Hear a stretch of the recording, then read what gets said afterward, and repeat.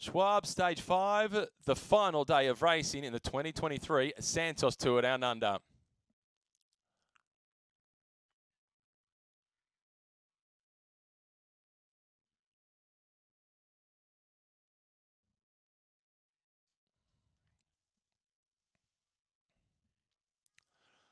Schwalbe Stage 5, the final day of racing in the 2023 Santos Tour Down Under.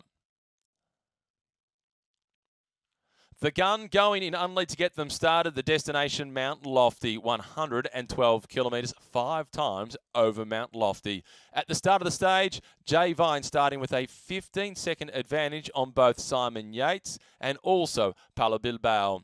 As expected, it was an aggressive start to the stage as Mikel Honore, the leader of the FX King of the Mountains classification, was out to try and defend his polka dot jersey.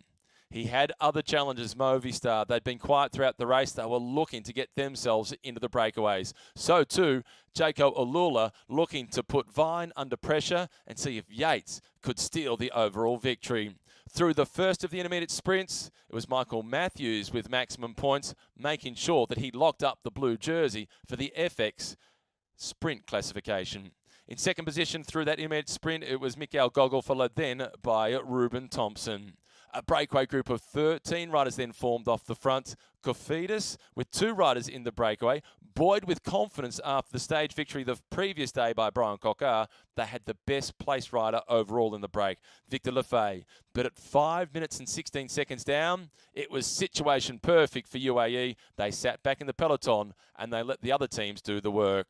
Over the top of the second of the King of the Mountains points, and it was Johan Jacobs who collected the maximum points on Mount Lofty. But in the end, it was Mikel Honore who would lock up the King of the Mountains classification. The second of the FX intermediate sprints, and it was the breakaway who was ahead. Michael Hepburn from Jaco Alula getting the 3 points. His teammate, though, Michael Matthews, going out the overall winner of the points classification. For the sprinter, Caleb Ewan, the climbing up Mount Lofty proved just too much. The breakaway of 13, they were never given much leeway, a maximum advantage of just 45 seconds. And for Chris Froome, the early season form, not quite there yet.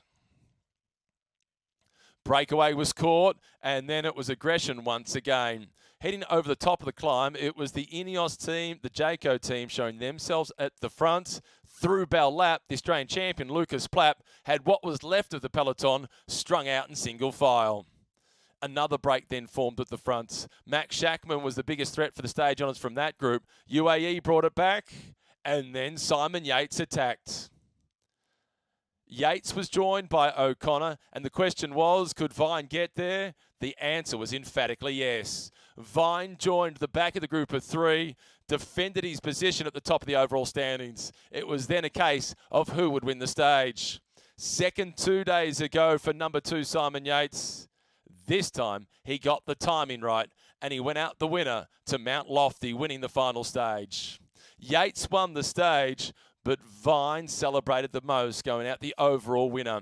And for Vine, his first participation in the Santos Tour Down Under, it went perfectly. All smiles for Yates' stage victory and second overall. Vine going out the winner ahead of Yates and then Paulo Bilbao. The rest of the Jersey winners, it was time for champagne and time for them to celebrate.